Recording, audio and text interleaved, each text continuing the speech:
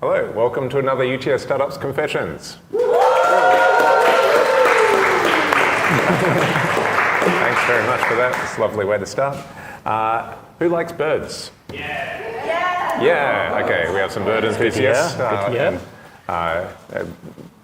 There'll be loads of bird enthusiasts down the camera as well, but also there's interesting stuff in this for people that are not. So in 30 seconds, what is Wingmate? Sure. So Wingmate is a mobile app that's designed to try and engage people who are doing wildlife outdoor activities, like hiking, walking, that kind of thing, to start engaging with the wildlife they see. So by trying to turn it into a bit of a game, like a Pokemon Go type experience, but for bird watching. So the goal is to try and sort of collect and identify them all as you go along. You sort of build up a large collection of species you see, and that's what we aim to try and do. Awesome. Okay, so take us back. Who were you before Wingmate? Sure.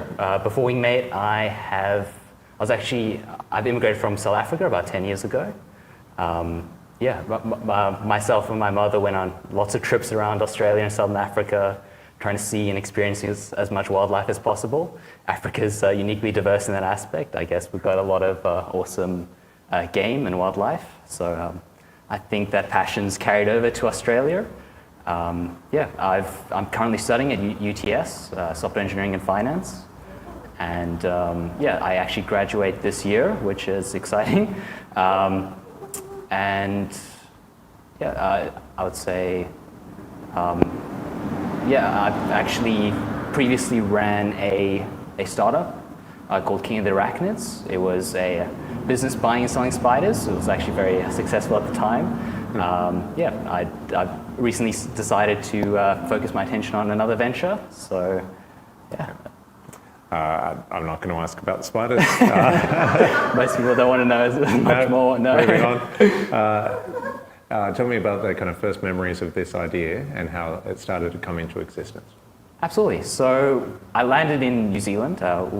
Myself and my partner planned a large trip, trying to see as much as possible. I didn't give much thought. Obviously, I am a bird watcher, and I didn't give much thought into what exactly I wanted to see there. I was just sort of going with the flow, mainly focusing on the nature destinations and doing some bird watching while I was there. While I was there, I actually tried to download some of the apps. I was unable to. They were actually too outdated to download at the time. So I spent the day trying to travel around to different bookstores, calling up, trying to actually get something which would allow me to try and see what I could see along my journey.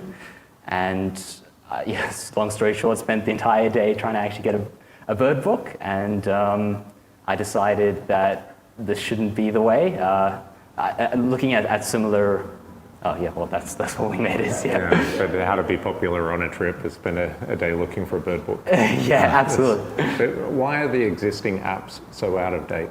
Sure. Well, they're actually a lot of them are actually built from identification guides that have sort of decided that they want to actually start building an app, and their business model is great for physical bird books, but it's not great for the app or digital space. So maybe $50 once-off purchase, you buy it, and it basically hasn't innovated since I originally bought my first digital app, 10 years ago when I came to Australia. I noticed that there's a significant gap in that market, and they also don't really do the things that people who engage in these kind of activities do, like kind of the Pokemon Go aspect, actually encouraging users to try and see them all and giving them the tools to do so meaningfully. And probably made before AI made it easier to do that kind of identification and things. Yeah, absolutely. So obviously these apps don't have any of these artificial intelligence tools. So that's another big glaring aspect that they're missing out. So we obviously also aim to make identification a lot easier by adding audio identification. So if you hear something, you don't know what it is, being able to actually start engaging in that way, or taking a photo with a phone and actually identifying it for you, and then you can start collecting. And you'll find that it's quite addictive once you've actually started building up a collection. You sort of don't want to stop. I love that kind of thing. Like, who here has used the plant identification apps? Yep. And then figured out that everything in your backyard is a weed and needs to be gotten rid of. But it's just like incredibly useful things, and it's worth money at that point in time, because what else are you going to do? You're going to send photos to random people trying to figure things out. Yeah. So, okay, so that was end of 2023? Yes, yeah, December 2023, so it's now been a year. It's been in development basically the whole time, trying to juggle uni, a bit of a job, and the startup has been quite challenging, but it's been extremely rewarding. I would say it's probably about 14-hour days and weekends and nights and days and public holidays don't really mean anything. It's just trying to get to the goal that you envision getting to. That's interesting too. Like, where does that motivation come from? Because like often people say, do some business planning, lean canvas, whatever else, figure out if something is a good idea or not. But I don't think people get motivation from doing that. Where is your motivation coming from? Yeah, I'd say a lot of my motivation is internal. It's seeing a vision that I want to see come true, having a specific goal in mind, and sort of if I have an outcome, it's just a matter of how am I going to get there. So nights doesn't mean much. It's just, okay, how much can I get done today? And yeah, at the end of the day, how much can I get done tomorrow to get to that vision? So I would also say the project I'm working on is obviously something I'm very passionate about and I've been engaging in for so many years. So it's extremely rewarding to actually see sort of the vision that you have come to life and actually, build something yourself is extremely rewarding.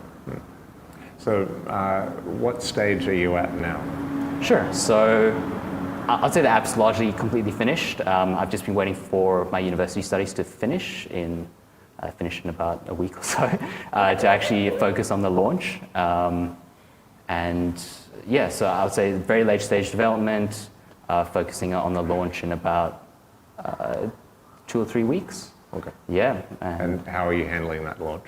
Sure. So we actually decided to run a Kickstarter campaign for about a month, just to try and actually maybe get some sort of marketing going. As an engineer, you normally leave a lot of marketing last second. It's not really your focus. So I'd say the Kickstarter has been good in that aspect, because it's actually encouraged me to start focusing on the marketing, trying to actually build an audience and actually gain some following, which it's been good for that. We've actually got some customers, people, Kickstarter supporters. And there's huge precedent for that kind of thing to go okay on Kickstarter, in like photography tools or other things for that kind of niche audience that have money to spend and want better tools for what they do. You launched 2 days ago? The Kickstarter, yes. Yep. Yeah, the Kickstarter was launched 2 days ago. Yeah, no, it's been great. Yeah, I would say the few people that have supported, it's been a great positive reaction. I've been quite impressed. But I definitely want to give crowdfunding a go, because I feel like bird watching is maybe an audience that could do well with it. But yeah, I would say we maybe didn't focus on trying to build the audience first and then bring it over to the Kickstarter campaign. But yeah. But you would imagine bird watchers around the world is a large audience, like across every country, all the people that are doing things, that'd be what, millions, tens of millions, hundreds? Hundreds of millions, yeah. So they're definitely out there. They are. And probably enthusiastic enough to dive in and figure out, if it can locate where that sound is coming from and what species it is, or help me identify this thing that I've never seen before, or help trigger a camera or do something interesting. Like, that sounds worth paying for. Yeah, definitely. It's just, trying to find that audience is probably something we haven't focused on yet, but it's something I'm really looking forward to doing, especially as we launch. I think we're going to try and really hammer home sort of, Pokemon Go, but for real life, it doesn't have to be digital. There's millions of amazing species all over the world that have just taken amazing evolutionary paths that you can't even imagine, that are just a couple meters away from your house that are worth exploring. And wouldn't that be nice to like help people understand nature better and engage with it better, appreciate it better, rather than 20 people standing on the street flicking their phones and looking at whatever they're looking at? Absolutely, absolutely. Yeah. Okay. So a couple of questions to finish up. What does the future look like for Wingmate? Future, yeah. We've got big plans. So currently the app is just in New Zealand, where we've been focusing on trying to get it to the stage we want to with slightly less birds. And then we're planning on actually focusing on Australia and the US. So I'm considering spending some time in the US next year, trying to build up those local connections. And yeah, trying to finish off what we started in New Zealand, maybe adding a few more birds. So we've currently just got land birds, maybe adding in some seabirds as well. And also focusing on Australia as well. Okay. And what do you need from anyone watching or anyone here to achieve that? Absolutely. Well, it'd be great if you could check out our socials, check out our Kickstarter, and maybe support it. That'd be absolutely amazing. And stay following us on maybe LinkedIn. Wait for the launch, and when it's out, download the app. Would be amazing. It's amazing what a community of entrepreneurs can do to support that kind of thing. Like, I think everyone should rally around this, and I'm sure they will as well. Thanks. Last one to finish up. If you could go back to end of last year and tell yourself anything based on what you've learned so far, and obviously early days, but learning quickly, what would you tell yourself? Yeah, sure. I would say a big thing with trying to actually create ideas and innovate something requires you to actually leave your ego behind when trying to do it. Trying to come in with an open mind. If you're asking for feedback, be ready to receive feedback. And if that means changing an idea, although it might feel like a bit of a little death, it always means that a new idea can take place that might even be better. So, yeah. So the kind of act of developing and getting feedback has been a learning process as well. Definitely, yeah. Nice. Okay, we're going to turn off the camera in a second and go to the private Q&A part, which is always my favorite part. For anyone watching at home, I'm sorry, but please join us every Friday at 3:30 at UTS Startups at Central, and you can be part of that. But for now, please join me in thanking Brandon from Wingmate.